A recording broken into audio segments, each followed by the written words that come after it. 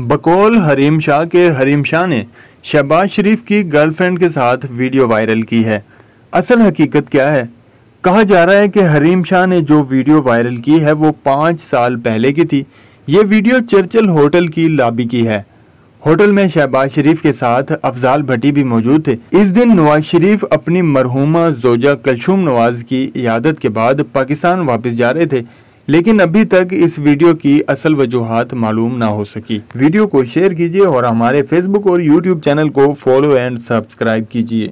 मुश्किल वक्त में इमरान खान के साथ खड़े होने पर कौम की बेटी हरीम शाह को सलूट पेश करते हैं।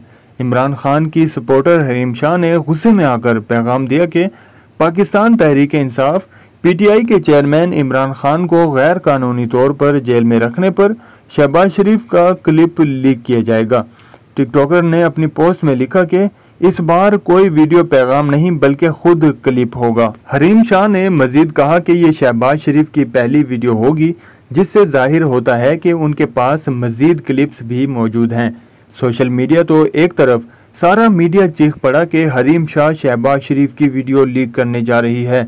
ये थी वो लीक्ड वीडियो जिसके लिए अवाम तरसी पड़ी थी। अगर राह चलते किसी को क्रॉस कर लिया जाए तो क्या वो लीक्ड वीडियो बन जाती है? ये हमारी जो है वो आज की सियासत है जो कि हरीम शाह के ऊपर लटकी हुई है।